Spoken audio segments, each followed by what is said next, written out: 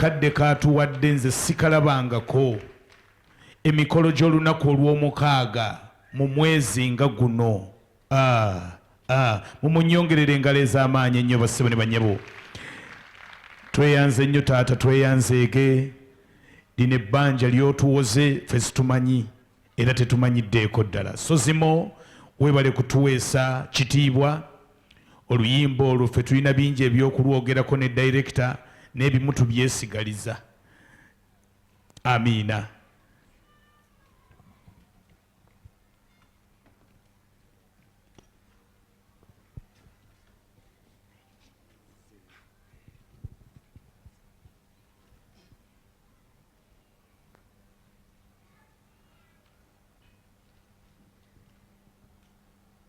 Abazadde baffe, sebo director ne management yonna, abakulu b'eddiini be tulina wano, bannyabo bannaddiini, mu bannaddiini mulimu mwannyinaze. Si kugamba nti tweddira mutima naye mwannyinaze ddala. Sister Harriet okuva mu ddwaliro ly'Enkozi ne Reverend Sister okuva e Butende. Abakulembeze ab'enjawulo, wabaddewo munnabyabufuzi mukulu wange Saddam Gayira. Saafunye bagenyi bonna naye mwenna mbassaamu ekitiibwa.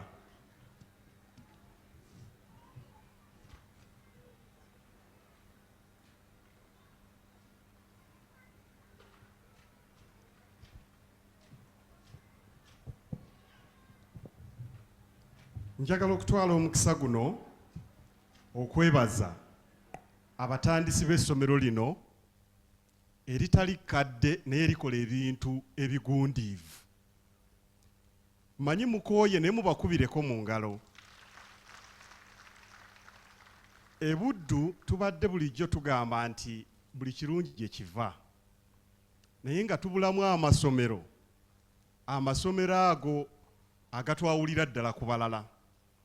Lino limu ku masomero agatwawula ku balala. Tukwebaza nnyo. Njagala okwebaza abasomesa.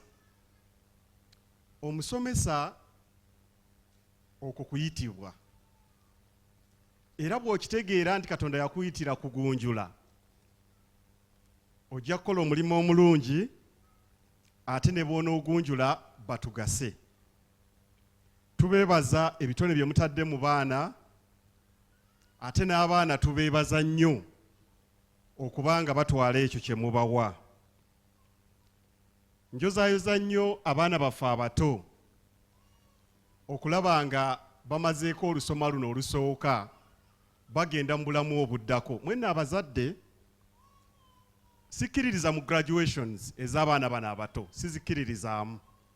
Kuba abazadde abamu zibaleetera okulekeraawo okulowooza nti omwana akyalina olusozi olw'okuwalampa, naye ate akanyomero ako kakulu eri abaana abo abato. Era ojja kulabayo abazadde abaleetedde abaana ssente mu bimuli, ojja kulabayo abaana be baleetedde ebintu eby'ebbeeyi. Oba obuzaabuza omwana, oba tomulaze kituufu, omwana oyo leka kumubuzaabuza naye yongera kumutegeeza nti olusozi otandika lutandike, asinziire ate atweyagaze. Okuzimba essomero kitegeeza kumanya bukulu bwa bugunjuzi. Mwami Fred, olwaleero mbaddeko n'emikolo 3, naye Mwami Fred sisobola kugaana kujja wuwe kuba yali muweereza munnaffe e Mengo. Situsobola kumwerabira ng'alina ettoffaali lye yatuteera ku mulimo naffe gwe tuliko. Naye okola essomero Mwami Lugonvu kabonero akalaga nti wategera kye wafuna mu bazadde ate ne mu masomero gye wayita. Awo nno mmwe abamwetoolodde mumuwagire, n'abava ewala mubaagazisa essomero lino. Kibi nnyo okuzimba essomero mu kitundu abeewala ne babanga be balyeyagaliramu. Ffe tusinga okulima emmwanyi. Era ku mulundi nange nakungudde ate sente zabadde nnyingi ng'ate nina eka emu. lwaki situleeta abaana wano ne tubasomesa mu mbeera eno ennungi bweti? Ssebo weebale nnyo okulondawo ekifo kino. Omuzadde bw'oba osomesa omwana ofaanana omuntu atuuma obugagga. Nze mu famire mwe nakulira eya kitange yali wa poliisi naye nazaalibwa nga yawummula. Ffe twali tusinga obwavu mu nsi yonna, naye nga kye tusinga okwekakasa gy'emitwe gino gye mulaba, nga sisobola kugenda mu kilaasi ne mba waakubiri, ng'ekyo tekikkirizibwa mu maka ga kitange.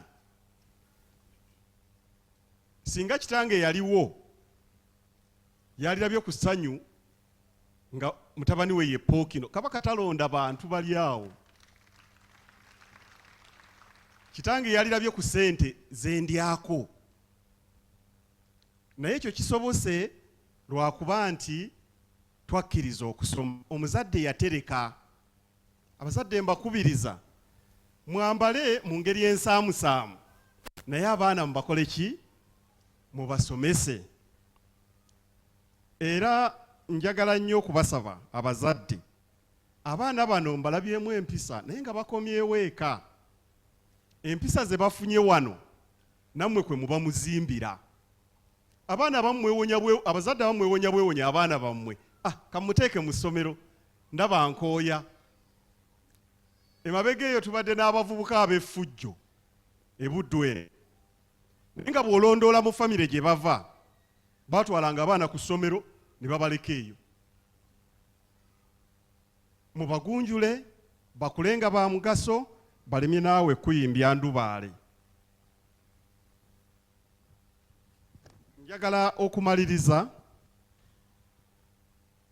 nga abasomesa nti gw'oli lubaawo omusomesa, omwana kyakulabamu kyakoleeka. Abazadde mu mpisa ziri ze njogeddeko, naddala abakyala, muyigirize abaana bammwe abawala okusookera ddala okwambala obulungi, okutulaga omubiri gwo ng'olina olugoye olw'ebbeeyi ofaanana ekintuntu. Abamu mugamba temulina kye mutugamba, nze nno nkirina. Tolina ky'otugamba ku lwaki? Mbakubiriza abazadde abakyala mwambale bulungi, abaana bammwe tebajja kubulwa babawasa, kuba nabo bajja kuba batunulikikako. Mubayigirize okukola emirimu, mubayigirize okulima, mubayigirize okwagala baliraanwa bammwe. Abaana baffe bakomawo eka tubasibira mu bisaakaate. Abaana baffe situbakkiriza kugenda mu bajjajjaabwe, kubanga bajjajja kyayi bamufumbira mu bbinika ku kyoto, gw'ofumbira ku gaasi. Omwana ono aliyiga atya okuyita mu bulamu obuzibu? Kale mbaweereze nabo bayiga ebyo.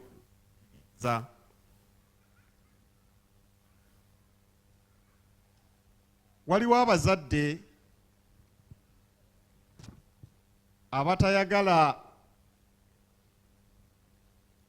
abatayagala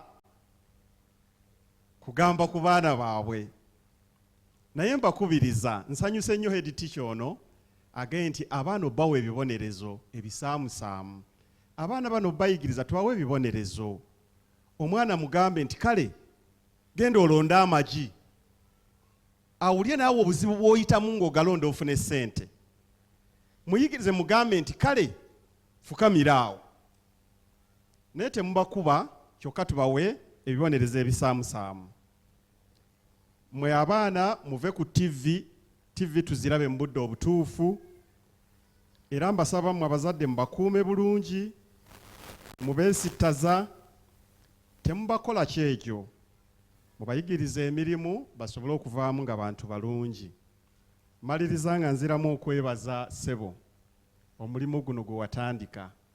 Nsaba abazadde muwagire omwami ono, ate abaana tubawe ebikozesebwa. Mbaagaliza amazaalibwa amalungi, mbaagaliza n'omwaka ogujja omulungi, naye kamalize nga neebaza abatusanyusizza. Mwebale nnyo. bannange neetonda munzikirize ŋŋende mbaagaliza obulamu obulungi Katonda atukuume.